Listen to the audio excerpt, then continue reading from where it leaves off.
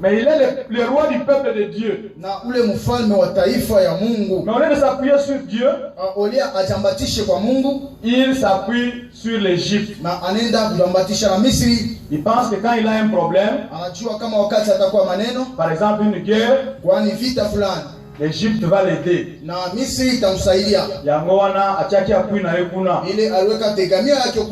Mais dans tout ça, il y avait un prophète. Le prophète Jérémie. Atali malam malam.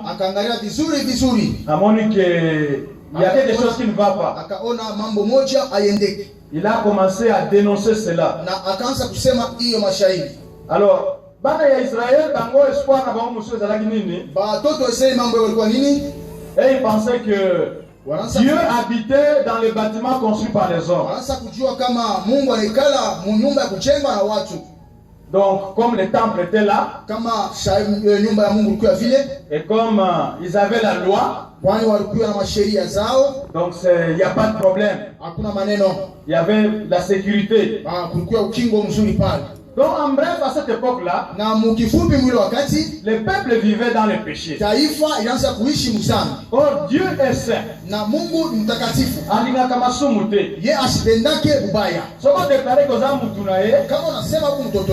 Alors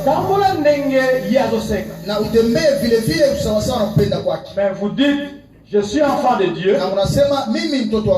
Mais ce qui totali coup d'œil mystique. Danger. Alors, Dieu a envoyé un roi païen. Il a envoyé Nabucodonosor pour punir son peuple. Donc, à Zubango, a mené Bango Baoum esclave à Babylone. Esclave. Batou-moi. Oui. Ok. Ça va, merci. Parce que j'ai entendu une racine là qui parlait d'apôtre. Bon. Messager. Batou-moi. Soyez beau. Donc c'est comme ça. Ils sont allés là-bas pour 70 ans. Bakei Boum pendant 70 ans. Alors maintenant, pendant cet exil-là, c'est comme aujourd'hui aussi. Nous l'avons encore appris hier ici. Il y a des faux prophètes. Jérémie reçoit la parole de Dieu. Dieu lui dit que c'est 70 ans. Mais les faux prophètes arrivent. Il y a un exemple, le prophète Ananias. Il dit que non, c'est pas 70 ans. Ils ont 2 ans, papa, 2 ans. Donc on va la 2 ans. Mais comme c'était un faux prophète, et que Dieu ne l'avait pas envoyé, Dieu l'avait frappé 2 mois après cette prophétie-là. L'histoire d'Ananias était terminée. Mais il y avait beaucoup de faux prophètes. Et comme maintenant aussi, il y en a. Vous allez en ville, ils te voient bien habillé, à créer leur prophétie morobo. Quand on bouger poche, pour un jour nous étions à Kawama avec maman pasteur. Nous avons prié. On avait prié pour le début de Doxadeo. Nous descendons la pente. Une prophétesse a glissé devant nous. Elle a parlé en langue. Bon, nous on n'était pas impressionnés. Hein? Bon, maman pasteur descendait lentement. La prophétesse nous attendait en bas là-bas. Alors, quand nous sommes arrivés en bas, maman, Mungu ashakushikia maombi yako. Non, regarde, nous savons que Dieu écoute la prière. Oui, si tu dis que Mungu anashikia kama maombi. Avancez. Twende. Wale si akota kimai. Pale mambo kafika kumai. Uko na problème ya ntumbo. Usana problème lipumu. Uko na problème ya ntumbo. Usana problème lipumu na yona. On a rien dit. Tout le monde est d'accord, il m'a penza. Tunaona peke yake eko nini? Nous sommes venus pour prier pour Doxadeo. Tunakuja kuomba kwa ajili ya kanisa tu. Et toi tu nous dis uko na problème en ntumbo. Mais toi tu nous parles usana problème lipumu. Faux prophète. Nabii wa bongo. Elle attendait que nous puissions lui donner. Maman, tout le monde a besoin du numéro yako. Nous avons besoin de ton numéro, pesa biso numéro na yo. Comme ça on garde les contacts. Pale tukwe na pamoja. Après elle va nous dire bon, je vais aller à Kawama. Antaenda kule Kawama. Financer ma jeune. Mon jeune plutôt. Kupeleka kule.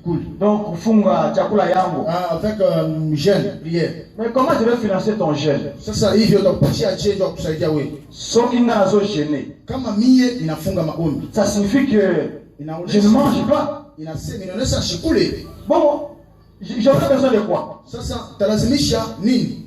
Je n'aurais besoin de rien sauf de ma Bible. Mimi sitaka besoin na kitu à part Biblia. Mais le faux vous dira na waongo watasema financer mon jeûne de prière. Mpachie jua kusaidia maombi. Donc bref, il y avait des faux prophètes. Ni vile vile kulikuwa nabii waongo.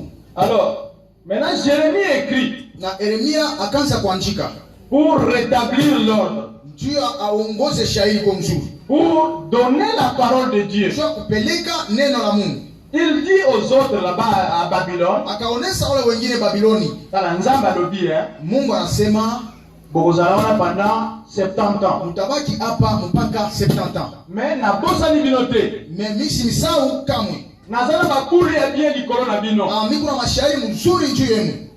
Nazo rezonera pesa bino kimia.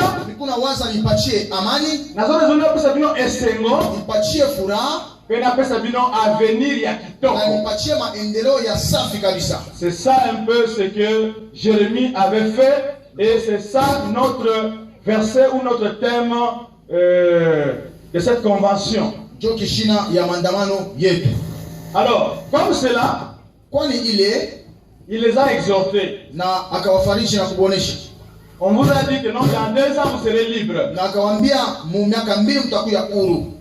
Ça signifie que tu ne peux pas entreprendre quelque chose. Ni kusema hawezi tena kuleta kitu kingine. Moi je connais un papa témoin de Jéhovah. Ninajua papa moya Mjovani. Ils avaient dit que la fin du monde ça sera en l'an 2000. Akasema mwisho wa dunia ni mu l'an 2000. Et il n'avait pas construit la maison. Na yeye asiajenga nyumba. Donc nous sommes arrivés en 2000. Tunafika kule 2000 ans. Et aujourd'hui nous sommes en 2015. Na hapa tu 2015 na Jésus n'est pas revenu. Yesu asikuje. La fin du monde n'a pas eu lieu. Na mwisho wa dunia haifike. Donc il n'a pas pu entreprendre quelque chose. Ndio kusema ashikie bintu mzuri. Parce qu'on lui a dit bientôt. Karamonesha sasa hivi. Donc il était bloqué. Alikuwa mwenye kufungwa. Mais ici nous voyons Jérémie qui dit quoi? Na hapa tunaona Yeremia anasema nini? Il a dit construisez des maisons. Mujenge nyumba. Mariez-vous. Na muoane. Donc vivez normalement. Muishi sawa sawa. Mais Dieu ne vous a pas oublié. Na Mungu asimisahau kama.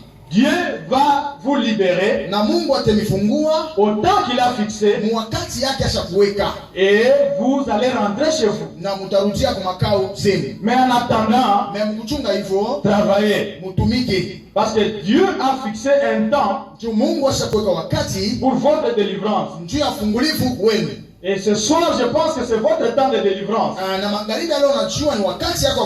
Parce que la Bible nous dit que il y a un temps pour tout. Ce soir, Dieu te dit il y a un temps pour tout. Et le temps de la délivrance, de ta délivrance est arrivé. Qu'est-ce que Dieu promet à son peuple? Dieu promet la paix. Mungu analaka amani. Bola kisana na Lubumbashi ao. Hapa mwangalia katika Lubumbashi hiyo. Na magazini bateka kimia. Na mumagazini kale mule beko nojisha amani. Répondez-moi. Bon pesa biso réponse. Exact. Donc, seul Dieu peut donner la paix. Mungu peke yake analeta amani. Parce qu'il est Jéhovah Shalom. Kwani yeye ni Yehova Shalomi. Et Jésus-Christ, na Yesu Kristo, il est le roi de Salem, le prince de paix. Ni mufalme tena. tolana information biso nyonso tunafuatana sisi wote ma information toyoka ndenge za na est kuna najua vile kule ku est kuiko on tue les gens même à 2 mètres du mais ils sont venus pour nous donner la paix na wakakuja hivyo kwa kuleta amani. Est-ce qu'il y a la paix là-bas à l'est? Est-ce que kule kunapatikana amani? Non, il n'y en a pas. Sio. On tue les gens comme ça. Beko na huwa watu hivi sawa sawa. Mais Dieu veut vous donner na Mungu akapenda kumipa pour montrer qu'il est Dieu. Dieu kuonesha ke Mungu c'est qu'aucun autre homme ne peut donner. Ile ambapo mtu mwingine hawezi naleta. Donc il veut vous donner la paix. Anaweza kunipatia amani. La paix c'est quoi? Amani ni nini? Ou la paix signifie quoi? Na inasemezewa nini?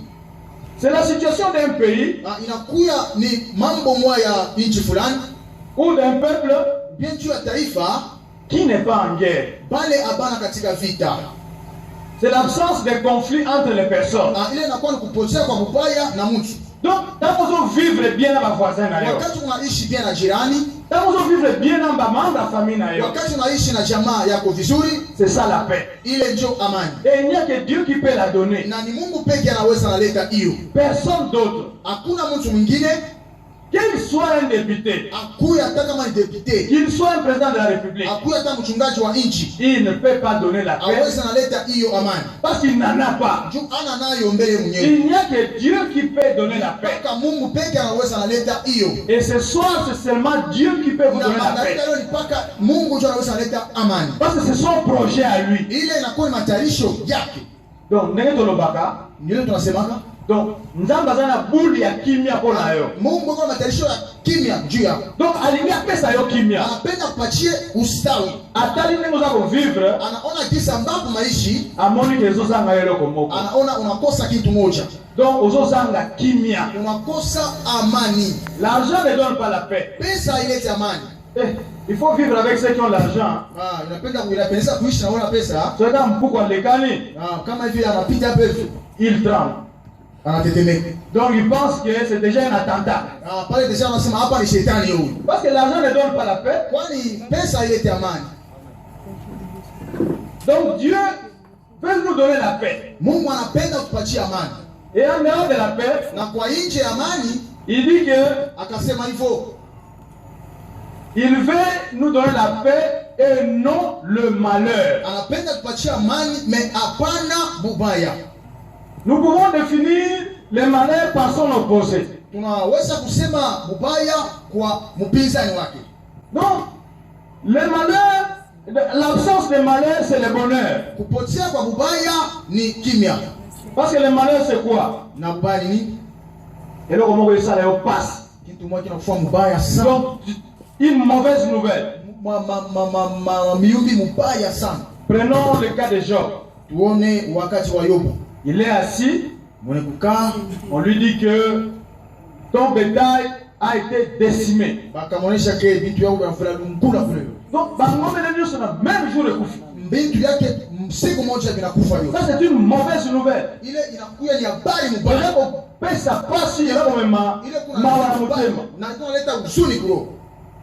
Quelque chose de pénible. Donc, Yesu alingi tozala pepele. Yesu anapenda tukuye pepele. Tozala na bonheur. Tukuye na bonheur uru. Ata soki mbango ezate. Ata kama pesa iko. Tozala na esengo. Tukuye tuna furaha. Tosepela. Tufurahi. Vie na biso na maisha yetu ezo dépendre tena o tozana yango. Hailinganisha na hii tunayo hapana. Moi je pensais que nilianza kuanzia na Amerika cimetière ezate. Na kwa Amerika hakuna makao. Na mona cimetière plein. Ninaona kule shakupita na barabara. Batu baza kukufa pe. Batu wao wanakufa sana kule. Mais pourtant na wakati chacun a un médecin. Kila mtu yote anakuwa na daktari wake. Un médecin qui le suit. Na daktari ule anafuata uzima wake. Notre pasteur par exemple. Kama sisi wachungaji. Il a été opéré du genou. Hapa balimweka banamtunza genou. Mais pourtant ce sont des gens qui vont chaque fois à l'hôpital. Na ni watu ambao wanaenda siku zote kwa hospitali. Mwende mtu pasi kichwa tu kilongo hivi azana hospital. Bio kule. Mwende problème na lino kiloko tu lino azana hospital. Eko déjà sofika zamani kule. Mais nous les jours nous sommes allés chez les dentistes. Na wakati tunaenda kule kwa dentiste Les dentistes n'avaient rien à faire. Hawakuye na kitu ya kufanya. Pour ceux qui n'est pas dentiste, tunafika kule sur la fiche, ils nous ont demandé si on a déjà été chez les dentistes. Anatuonesha kama tulikuwa kule kwa dentiste. On a dit jamais. Tukasema hapana. On va aller là pour faire quoi? Tutaenda kule nje kufanya hako. Si vous êtes dentiste chez nous, vous allez fermer votre cabinet. Kama ukwetu kule huku hivi ni kufunga. Parce que nous prenons soin de nos dents. Ndushi benyewe tunatayarisha meno yetu. Et nous ne mangeons pas trop sucré. Na atukunyake sucré ya mingi. Donc, les médecins les suivent pas à pas. Na daktari anamfuata mkazo wa mkazo. Mais bazo. Mais beko na kufa mpanza. Parce que il n'y a qu'un seul qui a nos vies entre nos mains, entre ses mains. Seul Dieu. Alors quand il affirme, alors dit que pas de malheur, il a la capacité de l'accomplir. Et il ne s'arrête pas là-bas. Il veut nous donner de l'espoir.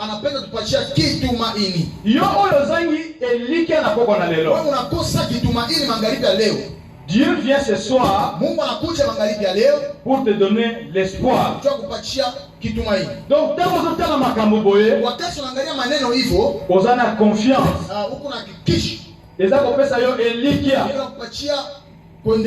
Parce que c'est lui qui a fait la promesse.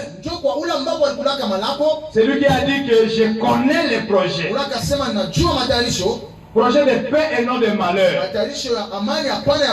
Je vais vous donner un avenir à espérer. C'est lui qui a fait cette promesse-là.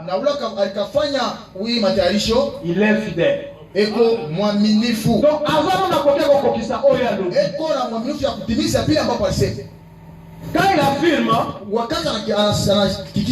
ça doit arriver. Nous voulons voir rapidement 3 projets.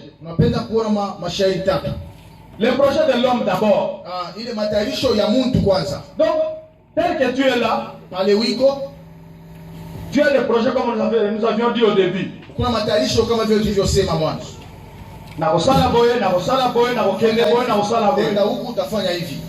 Ça c'est le projet de l'homme. Ces projets peuvent ne pas réussir. Parce que si Dieu n'est pas associé,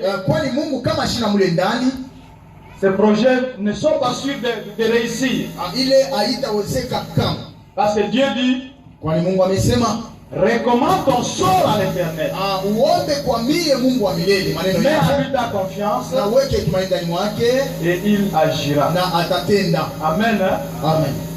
Alors nous voyons les enfants d'Israël qui étaient à Babylone. Ils n'avaient même plus de projet. Parce qu'on leur a dit vous aurez replié. Donc maintenant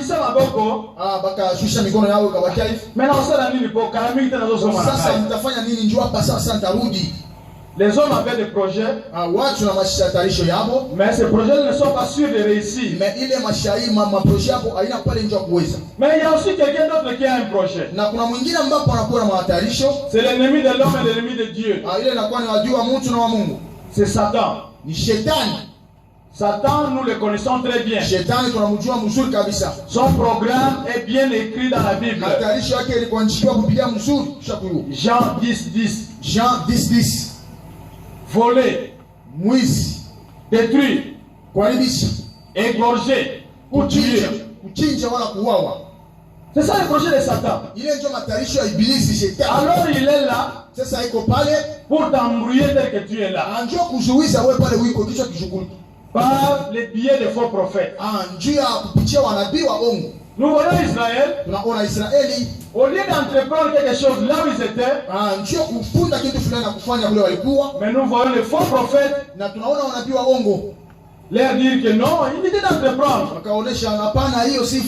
Donc nous sommes là et pas la biso. Et ils mettaient les gens dans la distraction pour qu'ils ne puissent rien entreprendre. Mais quand vous n'entreprenez rien, vous n'aurez rien. C'est comme ça qu'il était là. pour éloigner les hommes de Dieu. Donc au lieu que les hommes s'approchent de Dieu, parce qu'il est là pour embrouiller.